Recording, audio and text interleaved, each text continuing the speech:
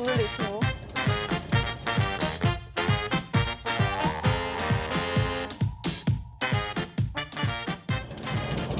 아무 일도 없습니다, 현재까지는.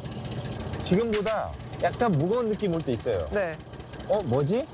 그때 땡기고 감으시면 돼요. 이거 어때? 개울가에 올챙이 한 마리. 우리는 애기 한 마리지. 느낌 났어요? 아니다. 아니야? 한 마리나 잡아봐야 되는데.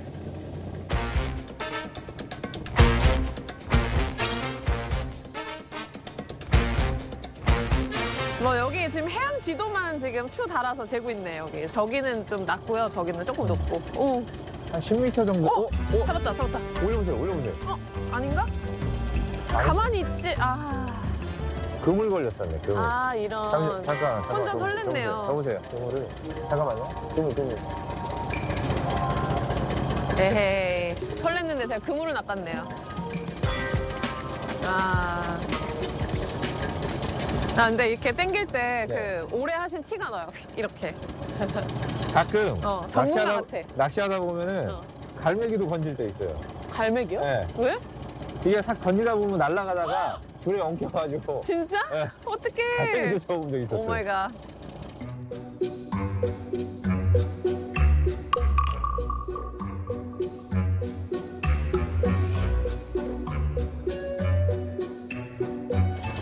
잡혔다. 땡겨보세요, 살살. 무거워. 땡겨. 지금 땡겨? 땡겨. 돌려. 돌려. 무거워. 잡은 것 같은데? 무거워. 텐션 좋아. 오, 이거 확 빠르게. 너무 빨리 가지. 살살, 천천히. 스무스하게 떨어질 수 있으니까. 오케이. 우와, 나왔다. 대박. 우와, 진짜 크다. 와. 우와. 이거 어떻게 잡아? 잠깐만요. 오, 대박. 와, 세훈이 대박이다. 같이 사진 찍을까요? 또? 와, 엄청 크다. 크기가. 우와. 이야. 잠깐만요. 네. 세훈 씨, 지금 네. 자리 좀 바꾸세요. 자리 바꿔드릴까요? 알겠어요. 느낌이 좀 나오네. 여기가 좀 나올 것 같네. 자리 바꿔. 네. 한 마리 무조건 잡아야 되는데. 집에 갈 때까지 끝난 게 아니다.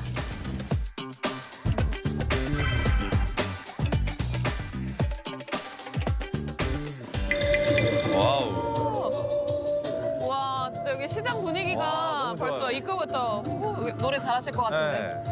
어때요? 맛있는 냄새. 네네네. 아니, 먹을 게 정말 많네요. 안녕하세요. 예. 아이고야. 네. 아유, 이거 얼마 드려야 돼요?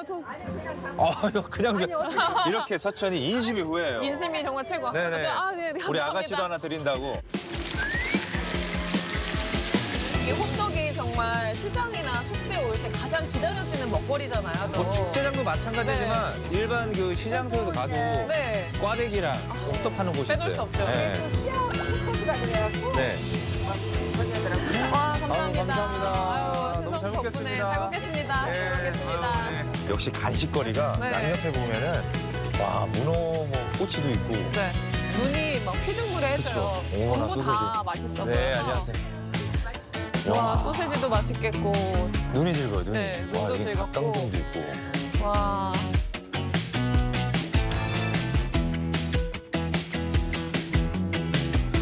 쭈꾸미 좀 보세요. 쭈꾸미. 와. 우리가 잡은 거보다 더 큰데? 네네네. 오. 여기 우리가 한번 잡은 들어가 거보다 볼까요? 더 커요. 와. 여기 한번 가볼까요? 네, 안녕하세요. 안녕하세요. 사장님. 네. 예. 뭐 아, 예. 주문하시겠어요? 혹시 네네. 이곳에서 가장 잘 나가는 게 뭡니까? 쭈꾸미 사부사부. 쭈꾸미 샤브샤브? 예. 그러면은 정말 죄송한 얘기지만 저희가 아까 전에 그 낚시를 나가서 네. 좀 잡아온 게 있는데 예. 혹시 그거를 이렇게 좀 해주실 수 있는지 샤브샤브. 해드릴 수 있어요. 정말요? 저희 이 정도로 이거 양 될까요? 그 정도는 양 돼요. 돼요? 네네. 양 돼요? 예. 그래도 하나만 먹긴 좀 아쉬우니까 메뉴 하나만 더 추천 부탁드려요. 옛날에는 낙지 탕탕이를 했는데 지금은 쭈꾸미 탕탕이 너무 꼬숩고 맛있어요. 쭈꾸미 예. 탕탕이요. 그리고 이제 거기서 좀 남으면은 네. 철판. 철판까지 드시면은 이거는- 잠깐만요. 그러면은 양이 좀 부족할 것 같으니까 네. 좀 더 해서 네. 예, 같이 좀 해주세요. 아우, 당연하죠. 아유. 할 수 있어요. 당연히 됩니까? 네네. 감사합니다, 감사합니다. 네, 부탁드리겠습니다. 네. 네. 봄쭈꾸미가 진짜 맛있거든요. 네. 아, 얘네들이- 벌써 입을 너무 다셔가지고 저까지 지금 배가 고파지고 있어요. 제가 왜 봄쭈꾸미를 좋아하는 이유가 뭐냐면 네. 가을 쭈꾸미는 막 움직여 다녀요. 그리고 뭐 좀 이렇게 커가는 과정이기 때문에 얘네들이 막 움직이기 때문에 사실 살이 좀 빠져 있거든요. 네. 봄쭈꾸미는 얘네들이 좀 덜 움직여요. 그만큼 또 알을 품고 있기 때문에 달아요. 근데 아까 저희 사장님이 주신 거 보니까 그 알이 가득 차 있더라고요. 저는 봤거든요, 눈으로. 네. 이 위에가 이렇게 생겨가지고 그 안에 아마 그 알이 엄청 많을 거예요.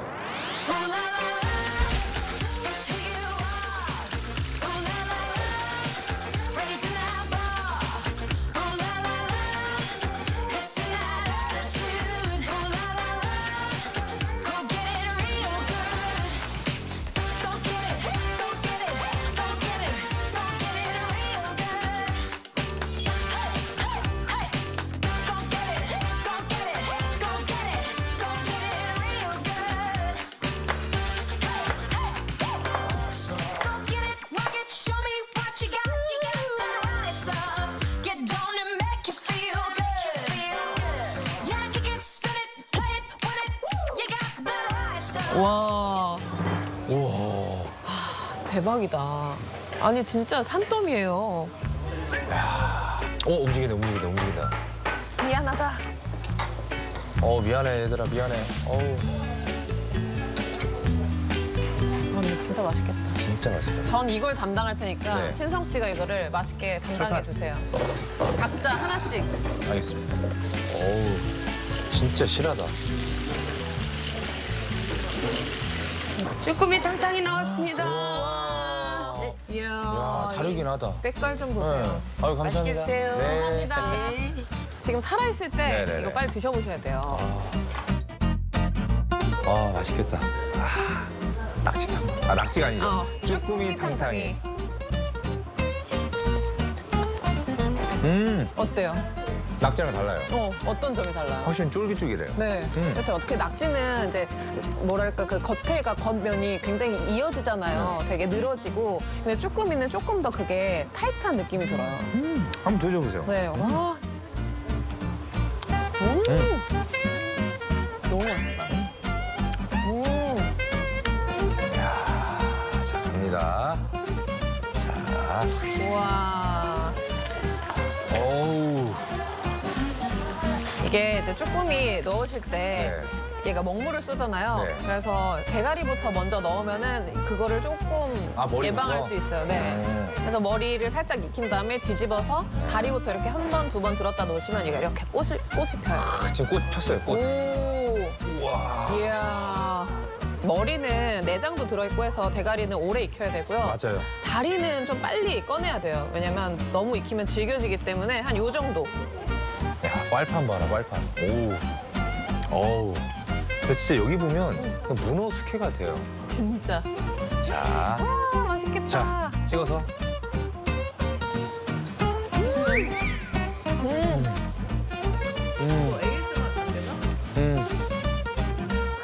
아니 이 빨판이 우두두두둑 하면서 터지는 거 느꼈어요? 그럼 소리 들리죠? 대박. 지금 문어 먹는 것 같아요. 너무 맛있어. 아, 달고 쫄깃하고. 우와, 나왔다. 흰 쌀밥 나왔다. 와. 이걸 한번 먹어줘야죠. 이거. 아, 맛있겠다. 알. 이건 간장에 찍어 드세요.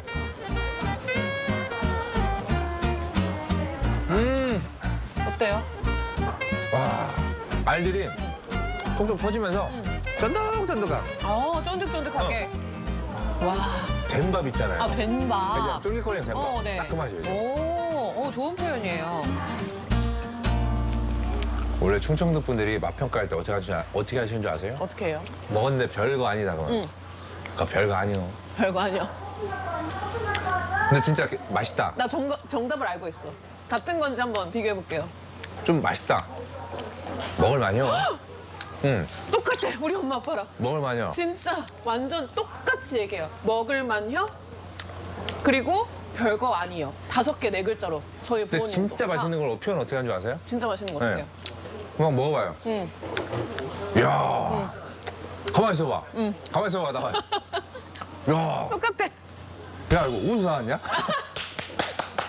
어디서 사왔냐? 네. 이거 맞아. 이거 어디서 사왔냐? 아, 이거 찐 충남의 아들 이거 맞네. 진짜 맛있는 거. 매운 쭈꾸미, 철판 쭈꾸미. 드셔보시지요. 자, 먹어보겠습니다.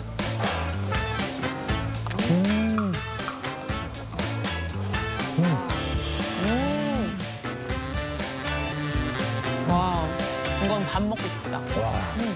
이 사장님만의 황금 밸런스 양념이 너무 특별해가지고 이 쭈꾸미랑 진짜 잘 어울려요. 한 번만 더 여쭤봐 주세요.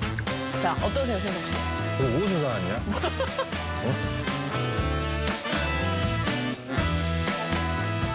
아, 진짜 이거 어디서 산 거예요, 이거? 어?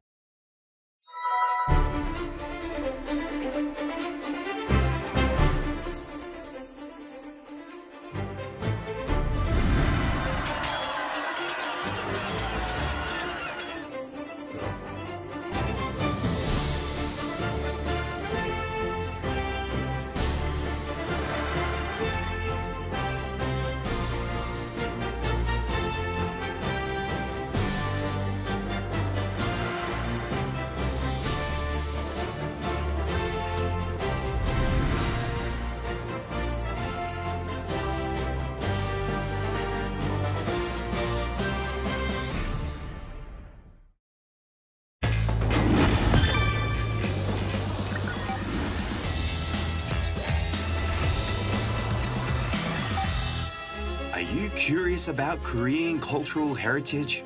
If you are a fan of Korean culture and history, listen up. Korean cultural heritage is based on a 5,000-year history. The whole country is like a massive museum because it possesses such diverse cultural properties.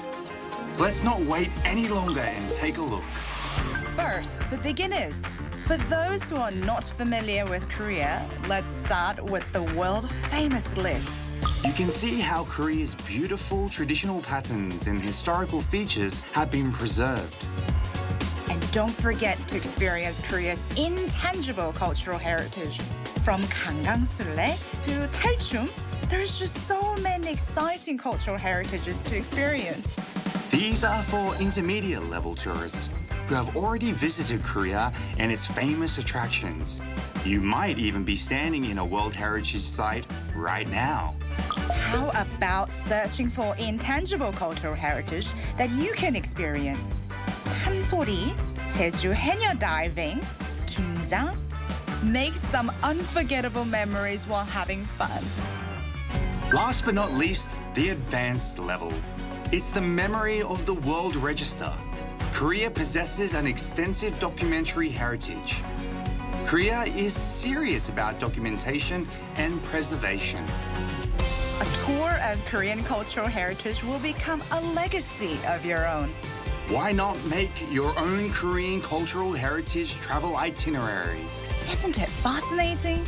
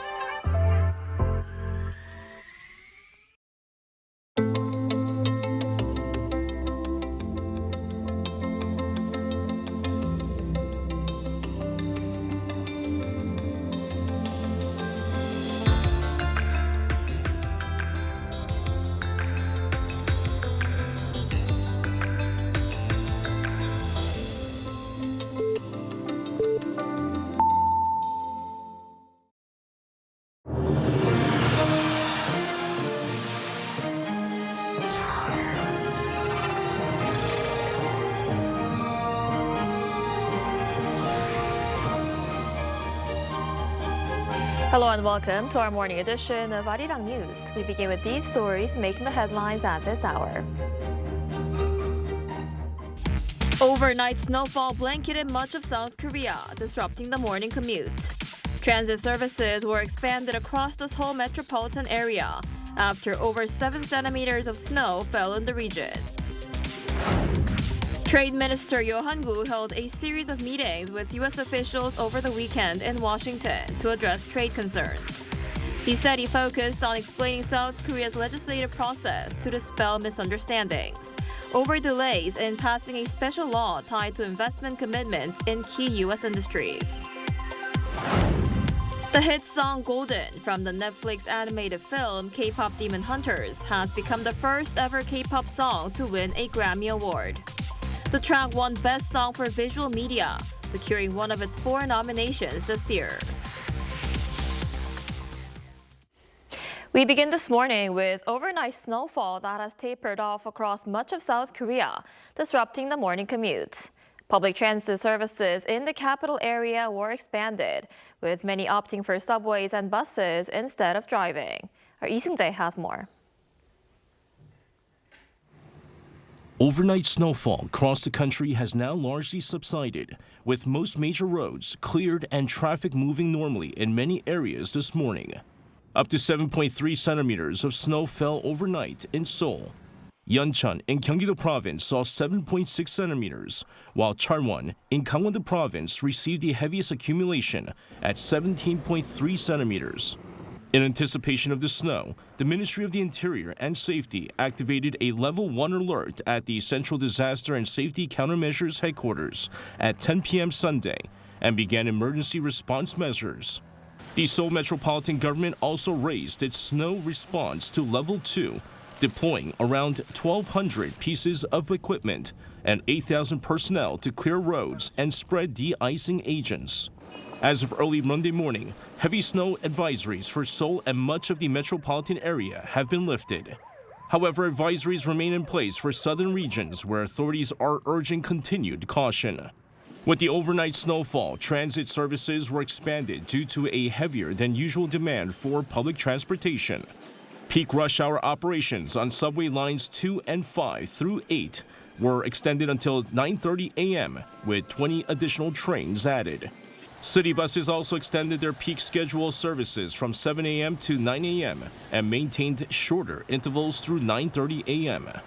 Korail increased its service with 13 additional trains across 5 lines, including Line 1, the Suin-Bundang Line, and the Gyeonggi-Jungang Line. Officials warned that snow during the early commute could still cause traffic congestion or stranded vehicles in southern regions and are urging drivers to remain cautious. Lee Seung-jae, Arirang News. South Korea's trade minister continued talks in the United States over President Donald Trump's plan to increase tariffs on automobiles and other key exports to the U.S.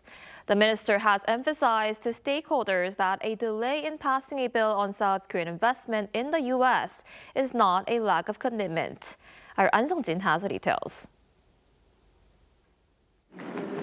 South Korea's Trade Minister Yo Han-gu has been holding a series of meetings with U.S. officials and lawmakers in Washington since Friday.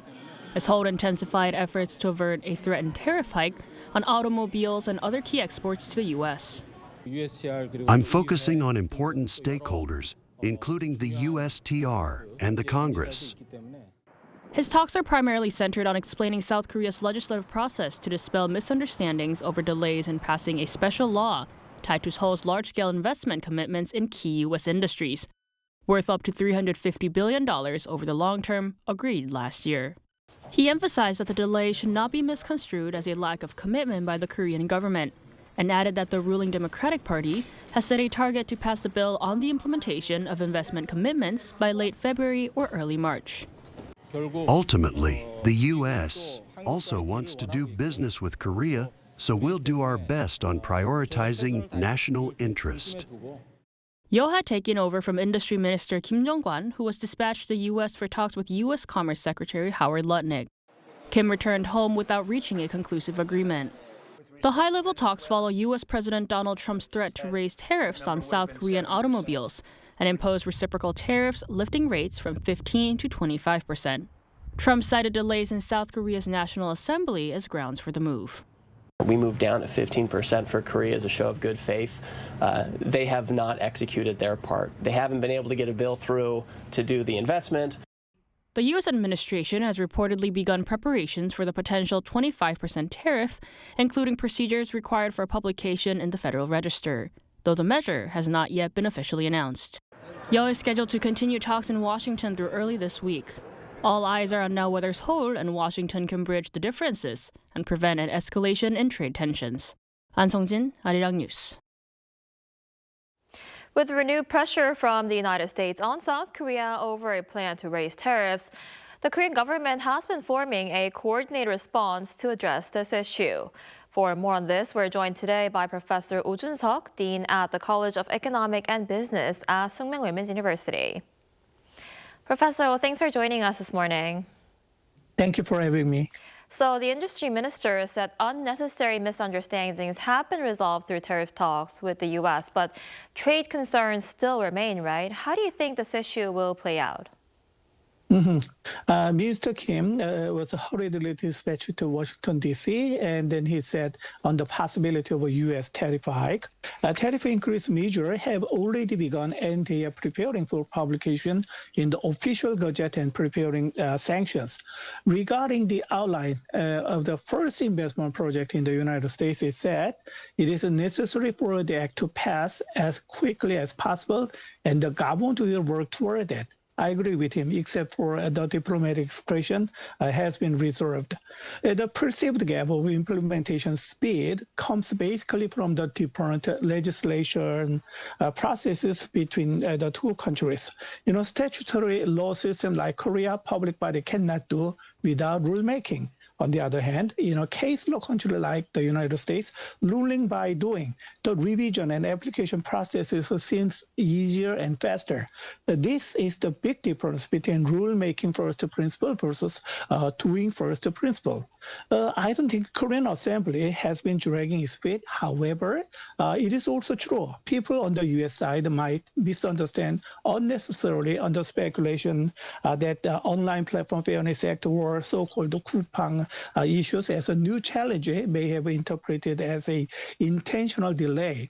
Japan and Korea had both agreed, separate but somewhat similar trade framework deal with Washington last July, which have a similar legislative process system. But Tokyo has implemented the agreement more quickly without new issues.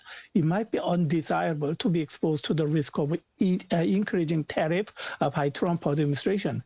Politicians must know better. Continuing a new issue interpreted as correcting the sincerity of promise would be a trigger to escalate into a sudden trade conflicts. Right, and if auto and reciprocal tariffs are raised from 15% to 25%, as President Trump suggests, what kind of impact could this have on Korean companies, especially automakers?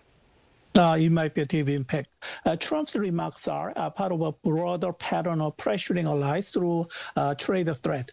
In recent weeks, Trump has warned Canada that tariff could rise to 100% if it signs agreement with China, and has raised the prospect of asserting control over Greenland while floating tariff threat toward Europe.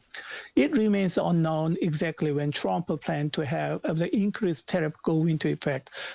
Trump's tariff announcement on Korea, if enforced, could inject new uncertainty into the bilateral relationship.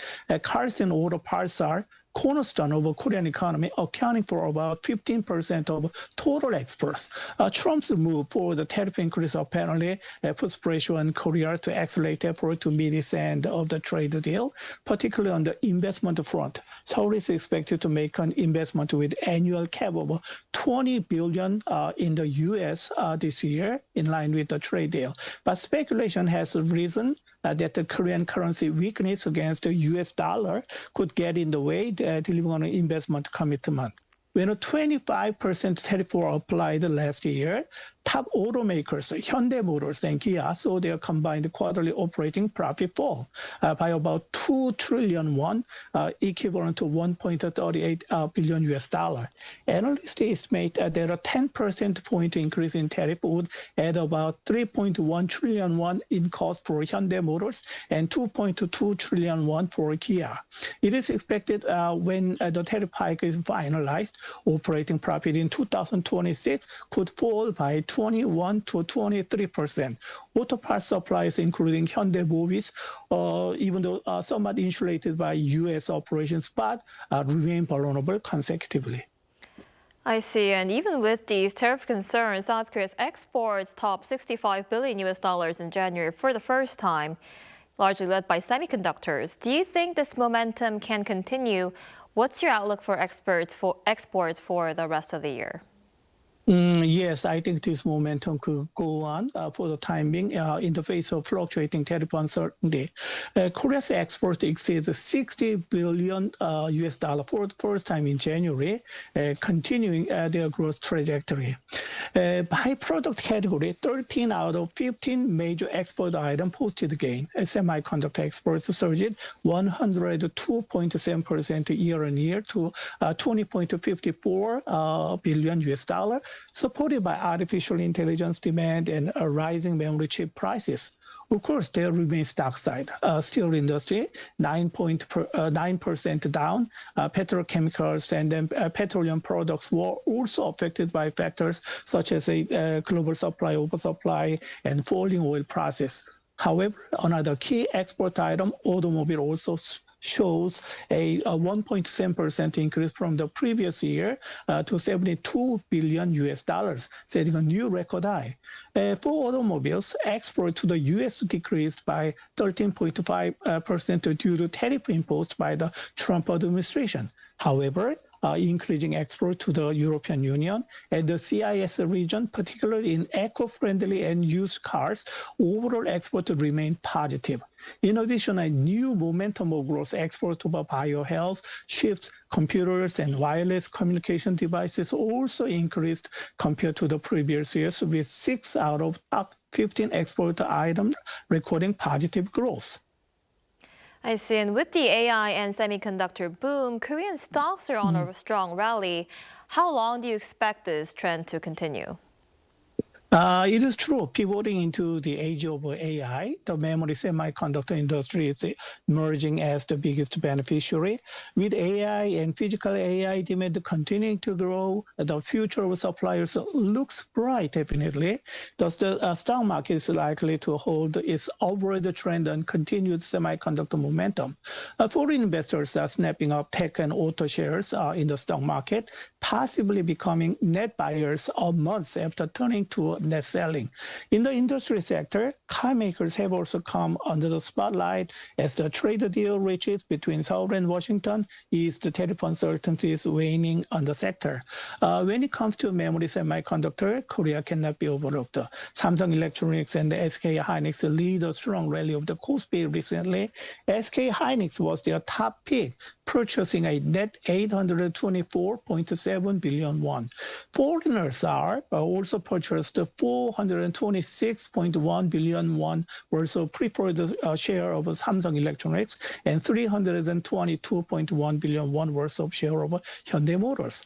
The Trump administration recently threatened to increase tariff rates on Korean semiconductor to 100%. Samsung is expanding investment in Texas, and SK Hynix is pouring massive funds into Indiana as a way of risk insulation. However, U.S. big tech are not affordable to create AI without Korean technology.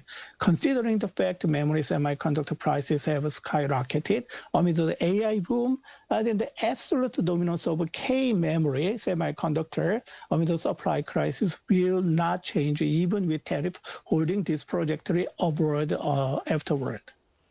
I see. All right, Professor Oh, thank you so much for your time and insight today. We appreciate it. Thank you.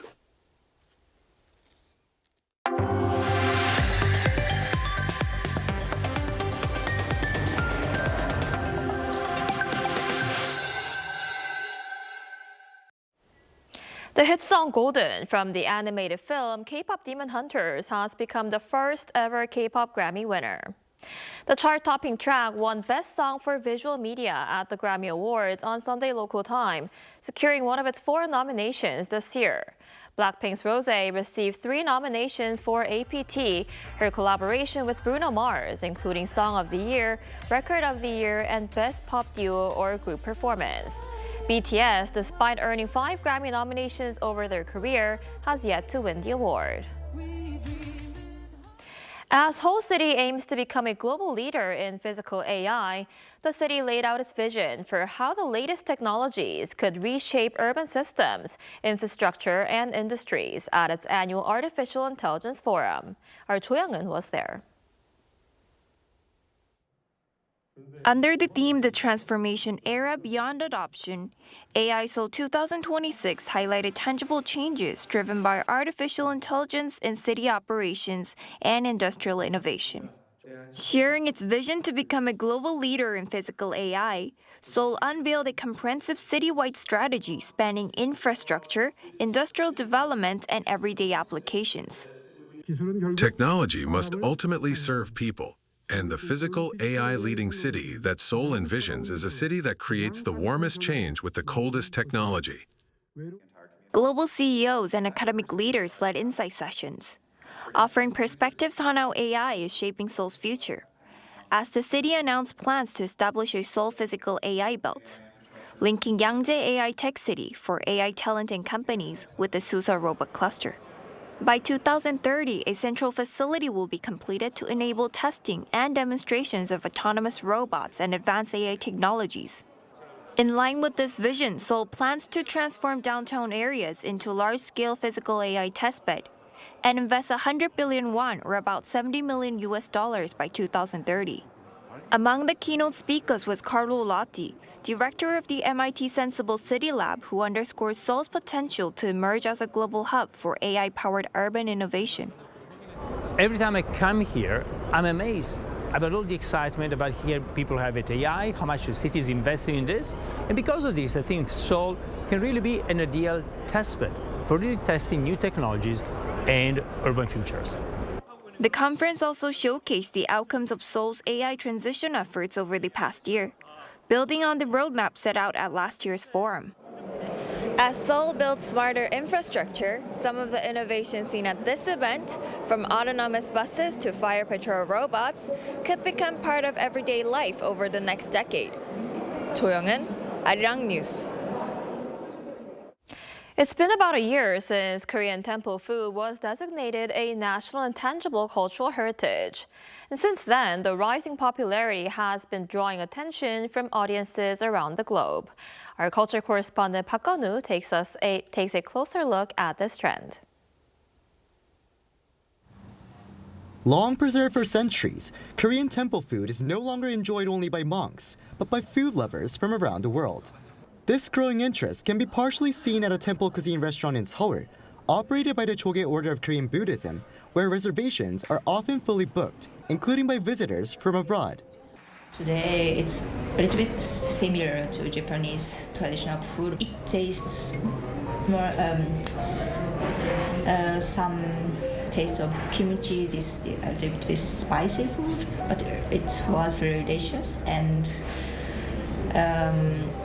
yeah, I love this delicate taste of this temple food. Temple cuisine is also drawing strong interest from visitors outside of Asia.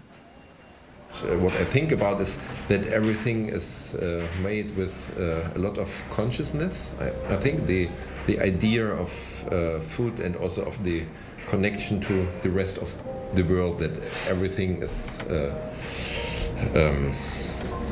connected. Yeah. But this temple food was first time, but we will take it with us, of course, this idea, and we'll look for any opportunity also in Germany. So it may seem like a lot of food and slightly different from what monks would normally eat in a single meal, but what we have here is a wide variety of traditional temple dishes. And one standout feature is that they don't use pungent vegetables, including garlic and green onions, nor do they use artificial seasonings. So let's give it a try.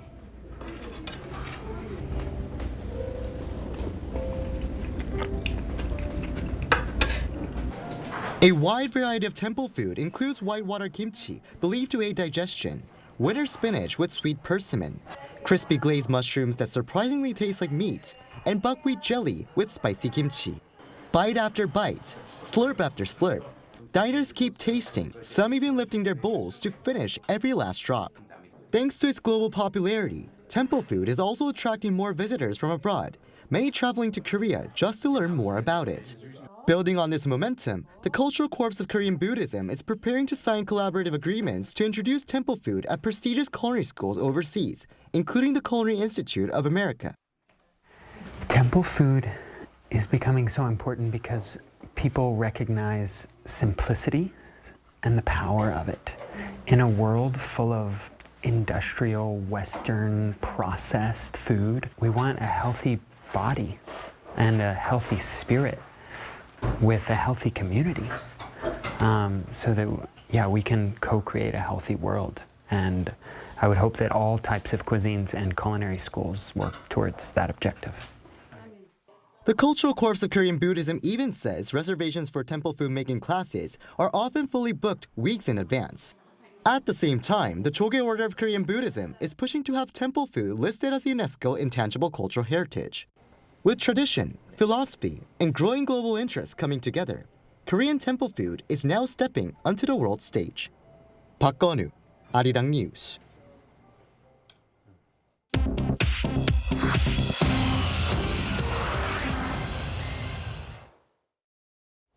Good morning, I'm Chu Ji-hyun, and this is The World Now. Iran's top leadership has warned that a U.S. attack would ignite a full-scale regional conflict. Supreme Leader Ayatollah Ali Khamenei told state media on Sunday that Iran will not be intimidated by U.S. naval deployments and vowed a strong blow against anyone who attacks Iran. This warning comes as the United States has increased its naval presence in the Middle East after President Donald Trump repeatedly threatened intervention unless Iran agrees to a nuclear deal and stops killing protesters. Meanwhile, Iran's parliament speaker Mohammad Bagher Khalibaf said Iran will designate EU armies as, quote, terrorist groups after the European Union labeled Iran's Revolutionary Guard a terrorist organization last week. He also said authorities will consider expelling EU military attachés.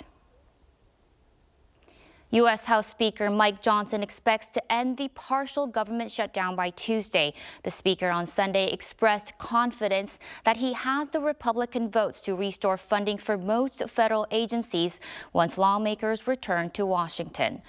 The U.S. entered what is expected to be a brief shutdown on Saturday after Congress failed to approve a funding deal as it was out of session by the time the Senate passed the spending package on Friday.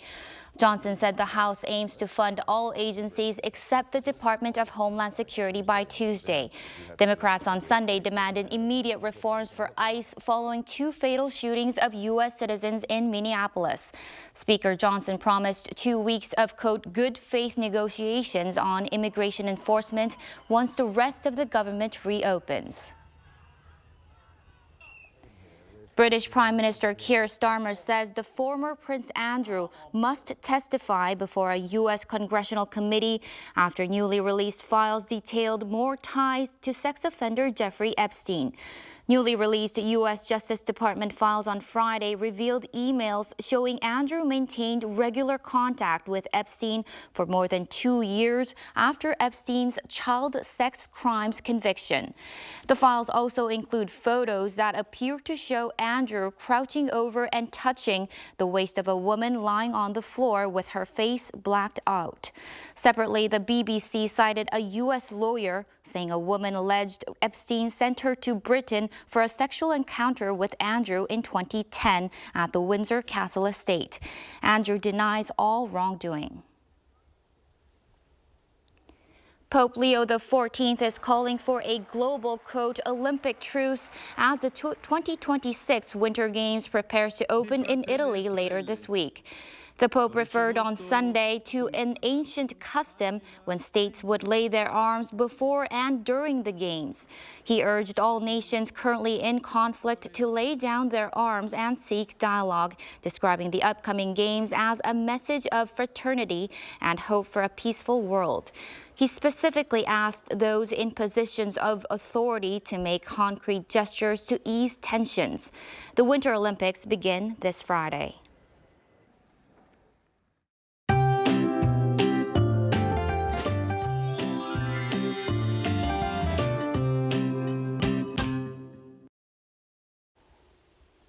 There has been a winter storm overnight across Seoul and other central regions. Most of the capital area saw over 5 centimeters per hour at the peak, creating chaos for the morning commuters.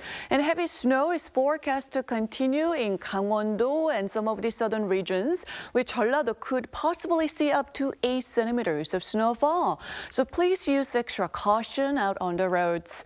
Meanwhile, the dryness in the eastern regions is getting worse, with severe dryness continuing since January. Concerns are rising about drought and large-scale wildfires, so fire safety is a must. The peak of this season's harsh cold wave has passed, and this afternoon we could see a high of 1 degree Celsius here in the capital and Chuncheon, Daegu, Gyeongju, Gwangju topping out at 4 degrees Celsius. And this week we expect no severe cold with temperatures gradually rising, but there could be a big drop in readings again on Friday, staying freezing through the weekend.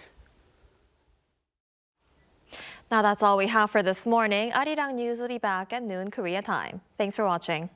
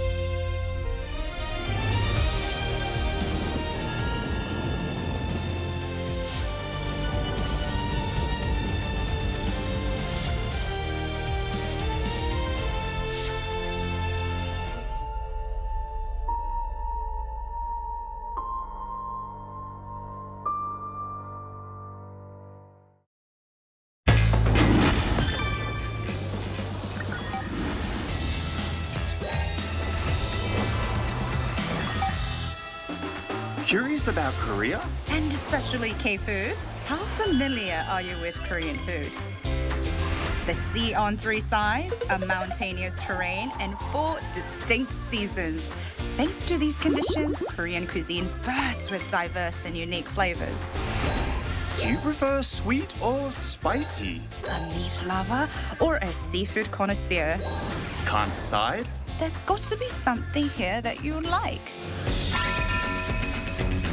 For Koreans, rice is foundational. It's a staple and the centerpiece to all meals in Korea. There's bibimbap, rice mixed with vegetables, gukbap, rice in hot soup, and kimbap is the demand around the world. For me, it's noodles over rice. Korea has amazing noodle dishes. Chuy ramen and cold naengmyeon to blow away the heat.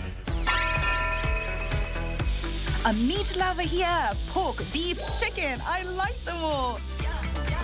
Did you know that bulgogi is listed in the English dictionary? There's also the famous chimek, chicken and beer, which is the best combo for a night out with friends.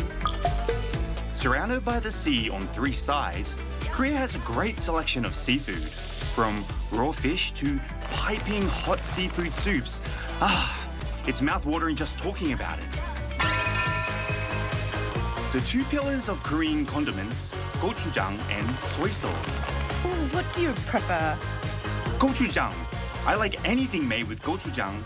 In general, Koreans love spicy food. I prefer the soy sauce base. There's something about the salty and sweet that hits the right spot. I think even those who are trying Korean food for the first time will really like it. But that's not all. We can't leave out the street food. If you're in Korea, it's a must try. They are both treats for your eyes and mouth. How about it? Mouth-watering, right? Korean food, you've got to try it. Discover a whole new world of flavors.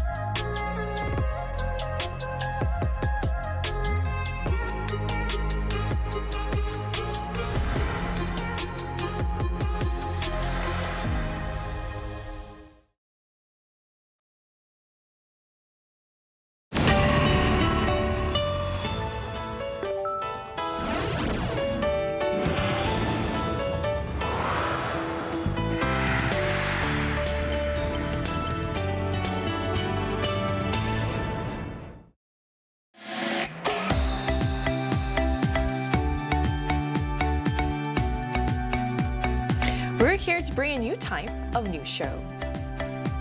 New insights, new styles, and new topics every day. We are News Generation. Bringing news just for you. It's Monday, February 2nd here in Seoul. I'm Lee Soo-jin, and this is News Generation. Joining us today is Grace. Happy Monday. Happy Monday. Also, Cheska's with us. And happy February. Happy February. It is February already, yes.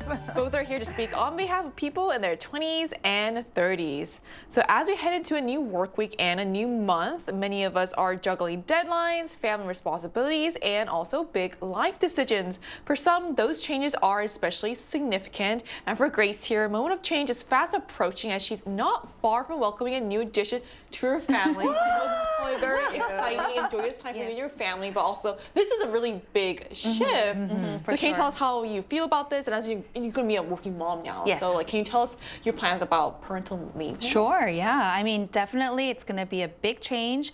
It's a mix of emotions from joy and anticipation to also a bit of anxiety and uncertainty. And as I will be a working mom, I'm very grateful that here in Korea, maternity leave is much longer than in the US where I grew up. Here in Korea, working moms are provided with a 90-day maternity leave so that they can recover after giving birth. And then they get a year to 2 year parental leave.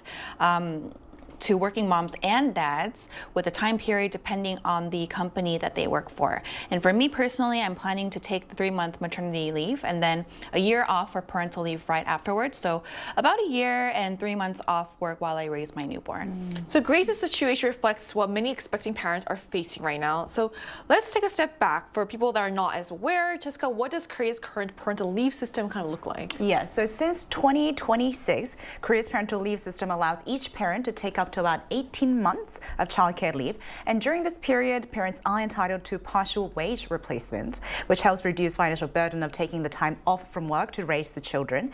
In addition, parents with children aged 12 or younger can apply for reduced working hours due to childcare responsibilities, allowing them to better balance work and life. And that being said, while the system has become very generous on paper, as we'll talk about today, the actual usage of these parental leaves vary widely, and some find it very difficult to do so for multiple reasons. And employees at large corporations do tend to have better access, while those in small and medium-sized businesses often face practical and even cultural barriers and stigma. And there's also a noticeable gender gap, with women noticeably taking more parental leave, but the men parental leave has been growing steadily, so it's the proportions are kind of meeting in the middle together. Yeah. That does sound like a positive sign. So we're going to talk more about this, but first, let's take a look at the screen.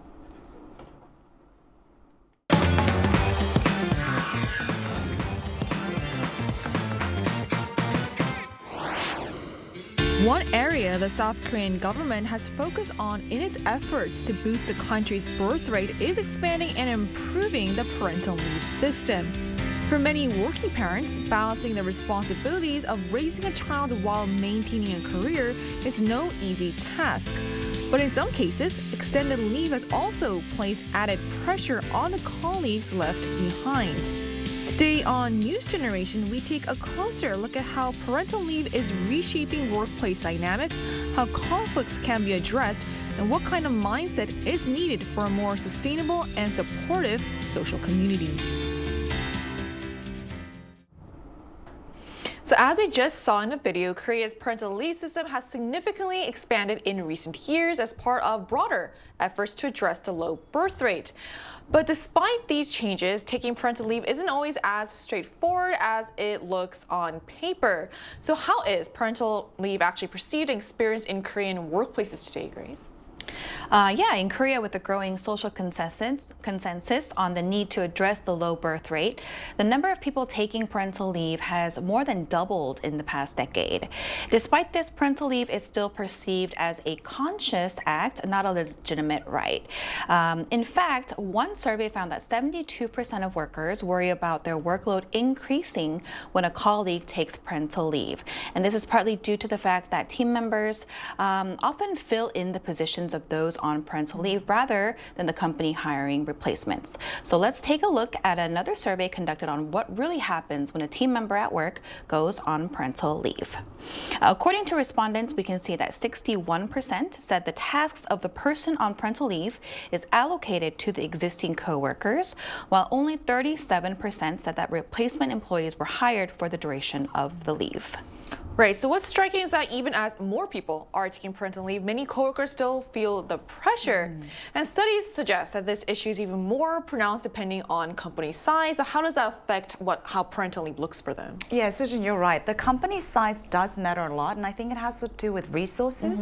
Because as you saw in Grace's survey, much of the work is allocated to the current working people instead of hiring new people, which does require additional budget. So the issue becomes actually much more prominent in small and medium-sized companies, and studies actually show that very small businesses, nearly 40% of employees are unable to actually use parental leave at all. So let's quickly take a look at the screen to see some of the reasons that people find it difficult to ask parental leave in small businesses.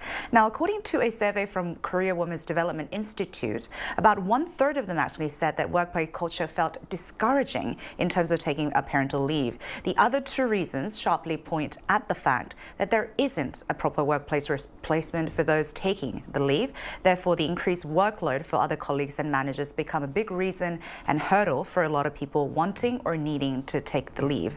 So again, how it looks on paper as a policy measure is very different from the realistic execution of it, and there are some existing gaps that make it very difficult for working women or working men to actually take the leave. Yeah. So what you said really highlights a gap between policy and reality for many people, and for many small businesses, parental leave isn't just a personal decision, it becomes a structural challenge shaped by staffing shortages, workplace culture, and unspoken expectations.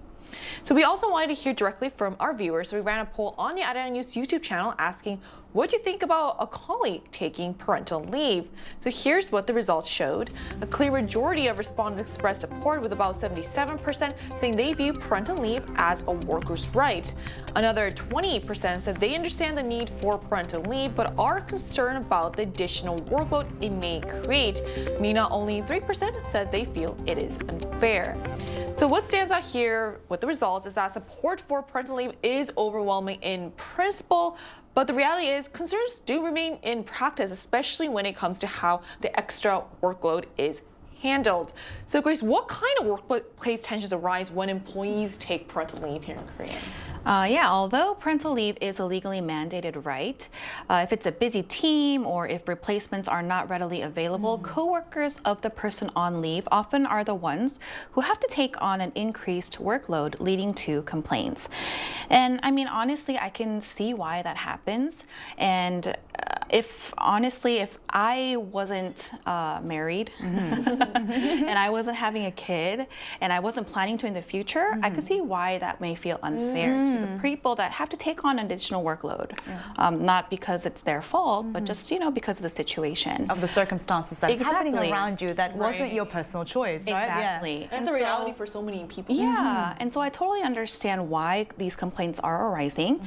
And I also heard that older generations who didn't have access to these newer government-mandated benefits also reported feeling dissatisfied since they had to work and raise children simultaneously in a much more difficult situation in the past. So it seems like the issue isn't just about the legal right to take leave, but how it impacts colleagues when proper support systems are still lacking. And with societal views on childbirth shifting, some are even questioning the fairness of these benefits, especially for those who've had to raise children without them or who don't plan to have children. So what are other legal benefits, Jessica, like reduced work hours, are affecting workplaces these days? And Susan, I just want to also add that as a career woman, because Grace mentioned something really important, I think it also depends on the industry. So even though there are benefits readily available on paper and on policy measures, some industries are very, very competitive, and how much you work and how continuously you work is very, very important to the positions that you get and the opportunities you get in the future. Some are lawyers, some work in consulting and finances. So even though they do want to take the parental leave and are offered, they find it very hesitant to take because that puts a career gap that they cannot fill when they come back. And it can feel overwhelming when you come back and then the workplace is different, people are different. Yes, and some people have excelled and you have not. So I think those are another issues that could happen because of parental leaves. But also, it's not just the parental leave. Korea also has legally mandated reduced work hour system for childcare. But in reality, this often leads to conflict in the workplace like we talked about. As we saw from the survey, when someone takes the leave earlier, the remaining workload usually falls on the people who have to fill in the shoes, which creates this tension and resentment among employees, as Grace mentioned, who did not make certain personal choices. In addition, while legal benefits like reduced hours could during pregnancy or leave or infertility treatment have expanded in recent years, many workers still hesitate to use them because of the pressure and fear of causing trouble and burden for other people. So again, the issue really isn't the lack of policy, it's the gap of what exists on paper and how people can realistically take them and use them in real life. So like we've said repeatedly, all this underscores the gap between policy and practice. So on paper, the protections do exist, but in real workplaces, especially those that are already understaffed, using them can feel a little risky. So to gain a broader perspective on this, we're going to talk to a young person in Europe about what parental leave looks like there. And that conversation will take place right after the break, so don't go anywhere.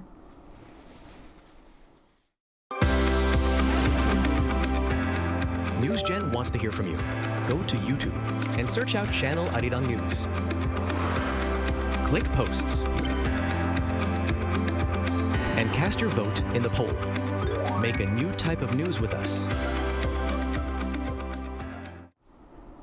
Joining us today is Alanya, who's from South Africa and is currently studying international law and politics at a college in Amsterdam. So hello, thank you so much for connecting with us today. Good morning, everyone. Thanks for having me. Good morning. So how is parental leave, in your opinion, viewed in the Netherlands? So I think comparatively speaking, the Netherlands does have a good parental leave system. And it is generally a very accepted right by society. However, the financial aspect it difficult for parents to take the full leave.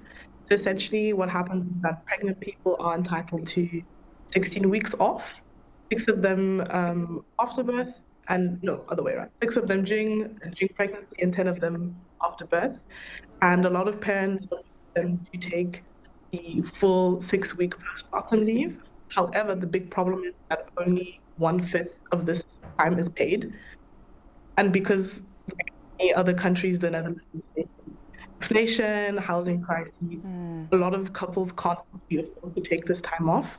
And that leads to around 16% of partners and new parents to take no more than the regular paid parental leave, which I think is around 5 days. So instead of 10 weeks off, they only do 5 days. And an additional complicating factor in the Netherlands is that childcare centers are receiving an influx of children, but a shortage of staff, and that makes it very difficult for people to return to work. I think there's a combination of like financial risk, but also infrastructure. And though parental leave is not a hot topic, societally speaking, it does have its issues. All right, then, Alanya, I'm curious, how do companies typically handle the absence of an employee on parental leave? So I first want to say that 1 in 12 mothers don't take the full statutory maternity leave. So I think that already says a lot about how the Dutch work environment works with it. So because the parents, mothers and fathers, don't actually take most of the time off, the companies don't experience the biggest shortage of workers. And as mentioned before, it depends on what industry you're working in. If you're a teacher, they obviously have to hire somebody. Otherwise, most parents will go back to work, especially after COVID. It's become possible to work online, so it's a bit easier for parents to get back into the work scene. However, they do choose to extend their parental leave. It makes them seem a bit less involved, and employers sometimes actively discourage them from taking the parental leave.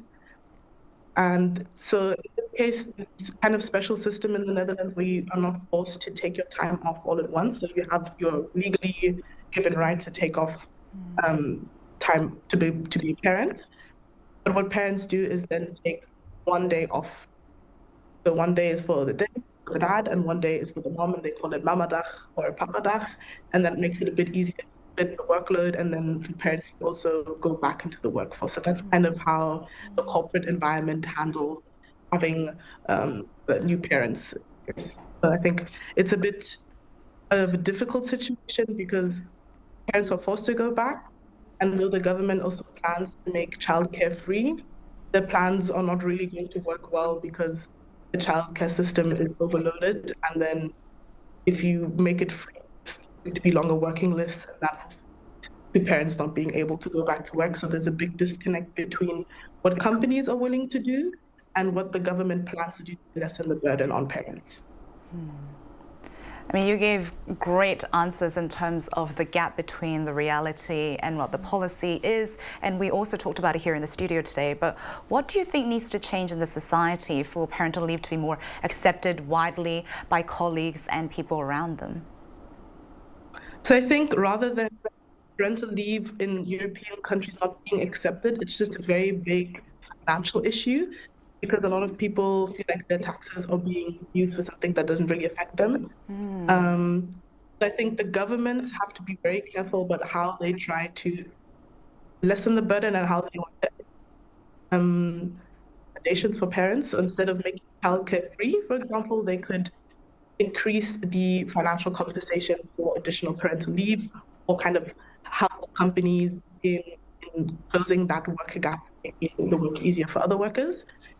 In addition to this, I also think that companies have to recognize that parents taking parental leave is a business benefit, because if parents have a better work-life balance, then they're also less prone to burnout and they can work more effectively. So if the employees feel supported by the companies and the governments, their motivation and capability to bring inclusion into the workplace really increases. So the bottom line is that Dutch work culture needs to adapt a mentality where longer parental leave, not parental leave itself, but just a longer period, positioned as a core right, not a tax burden. And so I think maybe clear about rights and how contract termination conditions are allowed and how the governmental regulations work, I think that could reduce stigma at the workplace, also force companies to be more accommodating. But yeah, I think we can only really make effective policy when companies and the government work on a similar level. I mean, it's really clear that this is a very difficult issue to tackle anywhere in the world, I guess. So yeah, thank you so much for sharing insight with us today, Alanya. Thank you, it was my pleasure. Thank you. So we just heard from a student in the Netherlands about how parental leave is viewed there, how companies are handling it, and what more needs to be done to improve the perception around it. So since we've listened to how parental leave is handled in the Netherlands, let's turn our focus back to how we can address workplace conflicts arising from parental leave right here in Korea.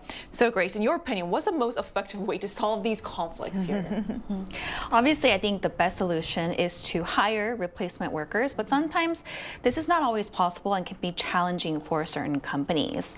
The only way to avoid dissatisfaction of employees is to ensure that there wouldn't be any unfair work distribution because of someone on leave. And recently, more companies are offering so-called colleague allowances for the existing team members of those on parental leave.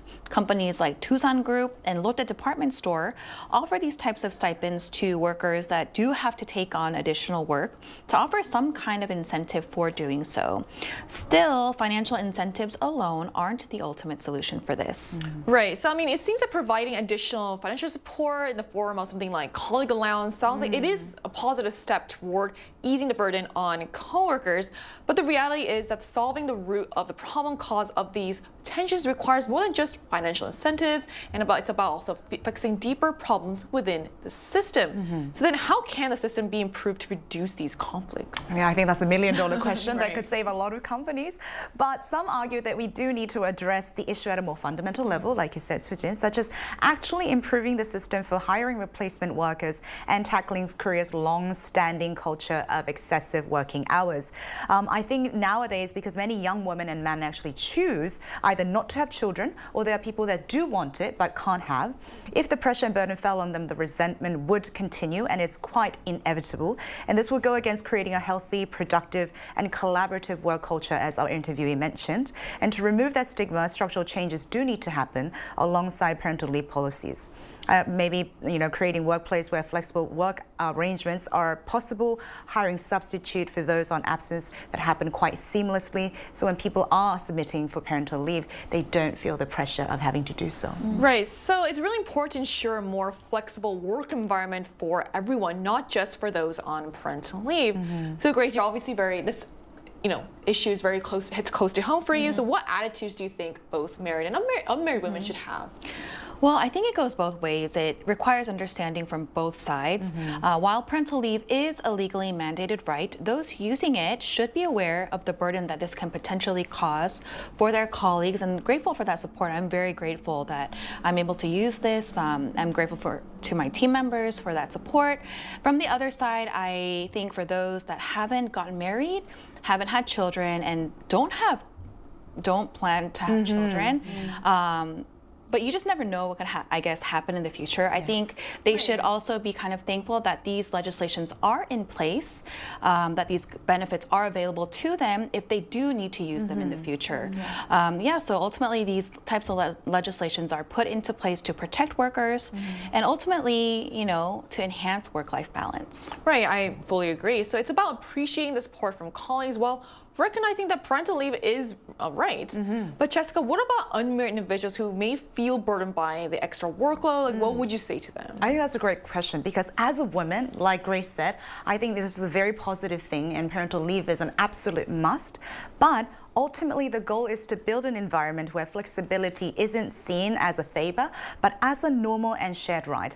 And I think that's why the conversation shouldn't be framed as parents versus non-parents, but the real issue isn't who takes the leave, it's the workplace structure. And of course, if certain privileges are designed only for certain life stages and choices that people are making, then there will be resentment. After all, it is an individual choice we make, right? And if the options were available to everyone, then no one would feel stripped off of certain benefits because they didn't make a certain personal choice in their life, whether it be marriage or childcare. And now, as our interviewee mentioned, I think companies and the society should encourage taking parental leave because the benefit also falls on them and the people around them as well. So I hope that ultimately the most productive and encouraging environment is the one that supports everyone equally. Yeah. I agree. So at the end of the day, parental leave isn't a personal favor. It's a social system. It's meant to work for everyone. And closing the gap between policy and reality will require not just better laws, but workplaces that are properly staffed, more flexible, and built on mutual understanding. And only then can parental leave stop being a source of conflict and start being a shared responsibility.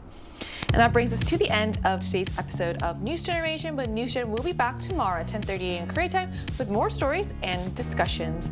A big thanks to Grace. Thank you for having me. Coming in. Also, Cheska. Pleasure always mine. Thank you. And to our viewers, thank you so much for joining us today, and we hope you have the best day. We are News Generation.